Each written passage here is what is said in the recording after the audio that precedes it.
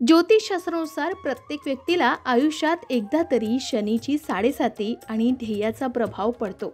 राशी बदलामुळे काही राशींवर शनीची 7.5 आणि ध्येया सुरू होतात, तर काही राशींवर शनीची 7.5 आणि ध्येयाचा प्रभाव संपतो.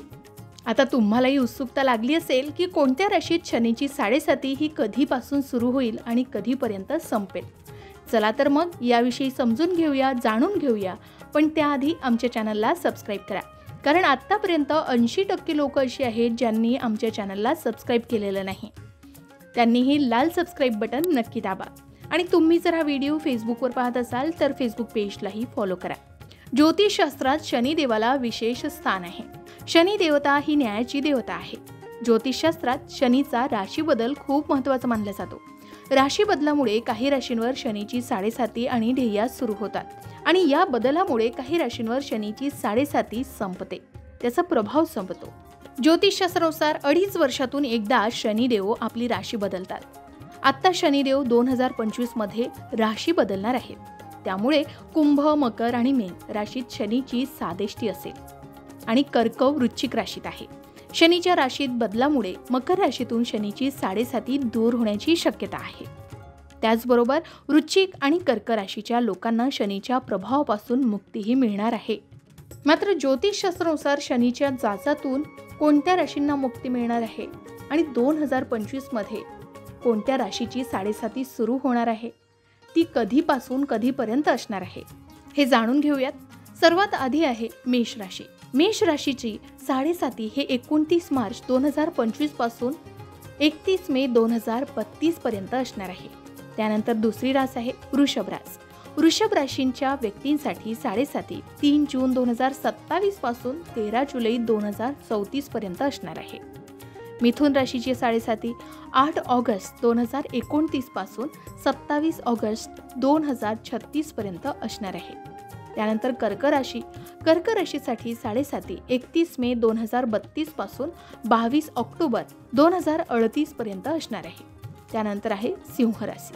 सिंह राशीच्या व्यक्तींवर 7.5चा प्रभाव हा 13 जुलै 2034 पासून 29 जानेवारी 2041 पर्यंत असणार आहे. त्यानंतर कन्या राशी. कन्या राशीच्या व्यक्तींवर 7.5चा प्रभाव 27 ऑगस्ट 2036 पासून 12 डिसेंबर 2043 पर्यंत असणार आहे. त्यानंतर आहे तुळ रास.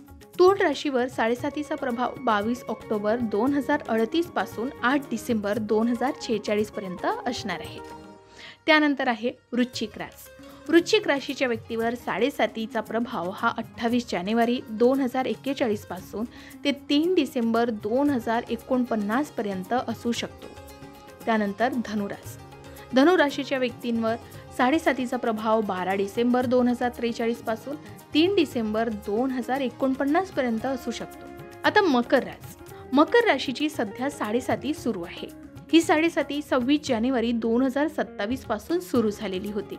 आता शनिदेवाच्या राशी परिवर्तनामुळे 29 मार्च 2025 ला मकर राशीच्या व्यक्तींची 7.5 संपणार आहे.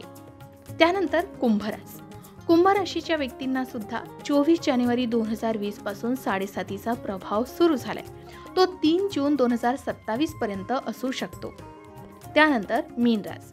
मीन राशीला सुद्धा 7.5 सुरू आहे आणि 7.5चा हा प्रभाव 29 एप्रिल 2022 पासून सुरू झाला असून तो 8 ऑगस्ट 2029 पर्यंत मीन राशीवर असणार आहे.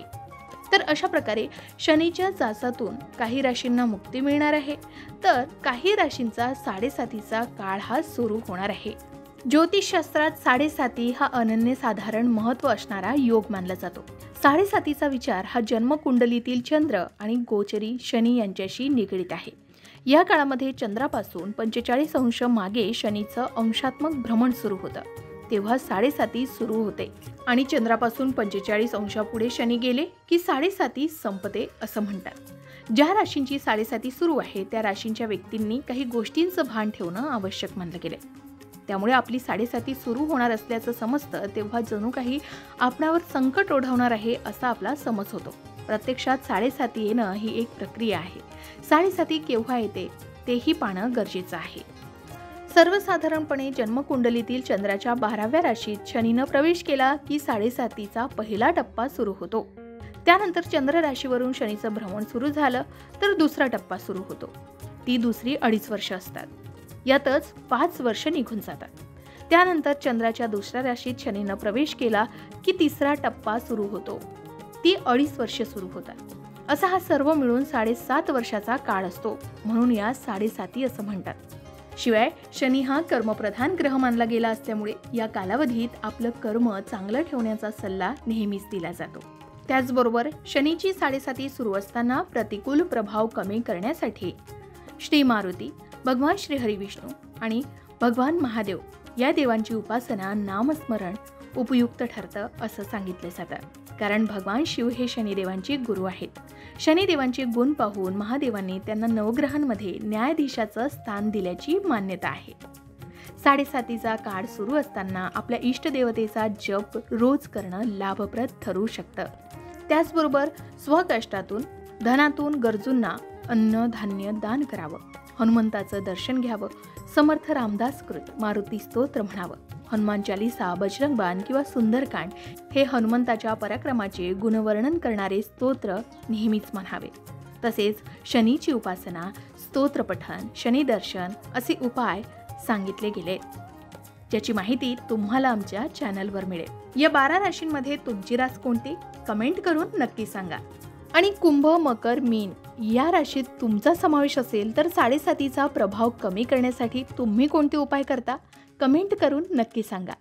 अशाच प्रकारच्या माहितीपूर्ण व्हिडिओसाठी लोकमत भक्ती चॅनलला नक्की सबस्क्राईब करा आणि बेल आयकॉनला क्लिक करा, म्हणजे आमच्या नवनवीन व्हिडिओचं नोटिफिकेशन तुम्हाला मिळत राहील. तसेच योग्य आध्यात्मिक मार्गदर्शनासाठी लोकमत भक्तीच्या फेसबुक पेज आणि इन्स्टा पेजला लाईक आणि फॉलो करायला विसरू नका.